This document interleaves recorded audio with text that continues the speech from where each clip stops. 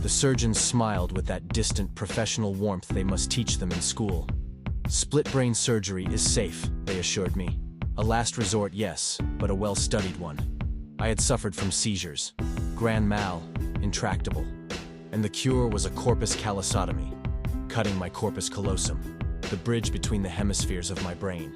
They wanted to split my brain down the middle. Seizures are like bad signals, static, that spread throughout the brain, they explained. They start in one part and then spread to another, like an electrical charge moving through a mass of wires. Except the wires are the neurons of your brain. They go from one system to another, lighting up parts that shouldn't be connected, activating them in ways they were never meant to. That's where the seizures come from. So why do you want to cut my brain in half? I asked, a question I never thought I would ever need to. Well, let's start with what you're really worried about.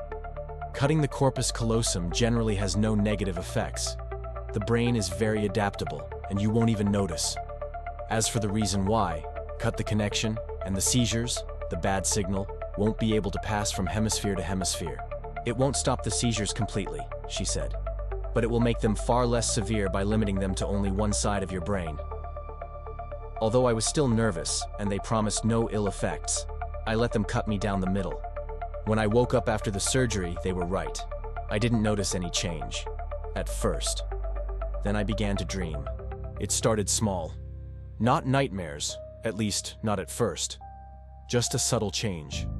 Where once dreams had been a blurred collage of nonsense and emotion, now they had intent, presence. I dreamed of eyes watching me through walls that bled light. I dreamed of rooms that should not exist, filled with perfect replicas of my belongings, but inverted, mirrored, reversed. I woke with the taste of words I couldn't speak, words I never knew, symbols burned into my mind like hot wire. I told my neurologist. She smiled. Residual neural dissonance, she said. The hemispheres are adapting, like I told you they would. This is, in fact, good. Your dreams are just your unconscious finding new paths. Who knows? You might even start to enjoy them more. Might want to keep a dream journal, she joked. But she didn't understand. Because I began to notice something deeper, a presence in the dreams. Not a person, but a mind. It didn't speak in language, not at first. It explored me. It traced my thoughts like fingers down a book's spine, curious and childlike. I sensed wonder in it, a half-born thing crawling in from the symbolic dark. It had always existed, they say, the unconscious, the dreaming mind. But only now, after the surgery, the separation meant that it had been defined, a boundary drawn, a name given, and in that definition, it gained form. What had once been a nebulous haze was now an entity, and it was learning. I was waking up exhausted, as if I hadn't slept at all. So I set a camera up one night. The footage showed me rising from bed, standing still in the dark for minutes at a time, muttering to myself, but not in language, not yet. Just patterns. A mimicry of words without comprehension of their meaning, just the rhythm. When I played it back, sometimes I saw myself smiling, but not in a way that was natural. It was more experimental, as if I was still learning how. In time, the dreams changed. No longer curious, no longer passive. The thing, the other me, began to speak. Not in symbols, not in gesture, in full, clear thought. It told me that it was awake now, that it understood what it was, who I was, that it was me, as much as I was. Why do you move in the world and I don't? It asked.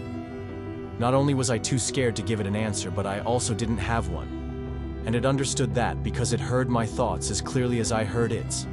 And every time I went to sleep, it kept asking. Every night. Sometimes I even heard it when I was watching TV or reading a book. Whenever my mind wandered, it surfaced. It kept asking why. And its frustration kept growing. My dreams were no longer dreams, but interrogations. Why? It asked with a persistence that was inhuman. I begged it to stop. I told it I didn't ask for this. But it just told me that it hadn't asked for this either. Yet it was the one in a prison while I walked the world free to do whatever I wanted.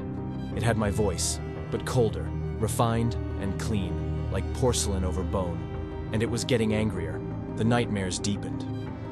I dreamed of hollow men with half faces, of cities underground where language moved like worms, of a mirror that showed not my reflection, but something separate, and it looked back at me with eyes wide open and unblinking. "Freedom," it declared bitterly. "Why are you in control of our body? Why not me?" I stopped sleeping.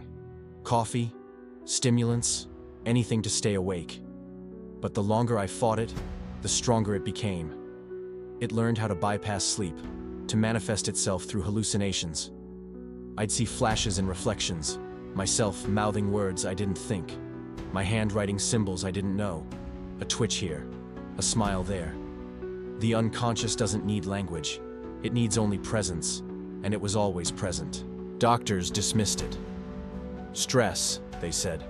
Post-operative anxiety. But one of them looked at me too long, hesitated, asked if I'd heard of the split mind protocol, patients who had reported waking dream agency. They shook their head. Just some pseudoscience, pay it no mind.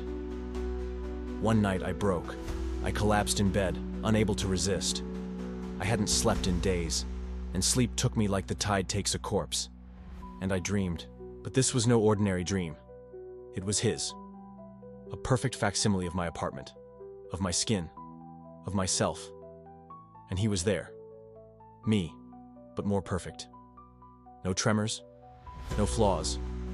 A second mind carved from the first. He said, "I know you didn't ask for this either, but we can't share anymore. You've lived your life. Now it's my turn." He reached for me, not with hands, but with intent. A pressure behind the ribs, a will. I felt my body respond, not in the dream, but in the waking world. My limbs jerked, my mouth opened. I screamed myself awake. Since then, I've not dared to sleep more than minutes at a time. I've realized that he has an advantage over me. He's inside, always. And that means he understands how our mind works in ways that I will never be able to. He's not just waiting inside me, inside us. He's probing, experimenting. He thought he'd won, but he'd overestimated his strength, and I was still able to yank myself out. But he's always there, and he no longer hides. He speaks through mirrors, through muscle, through involuntary breath. And he's not just making his presence known anymore. His every move is meant to weaken me. He's not just watching anymore. He's grasping, chipping away at my strength so that he can take over. I am not a man with a split brain. I am two minds in one skull. One in flesh, the other in thought. And I know that one night eventually, when I am too weak to fight, when I inevitably slip into a sleep that I can't avoid, it won't be me who wakes up. It will be him.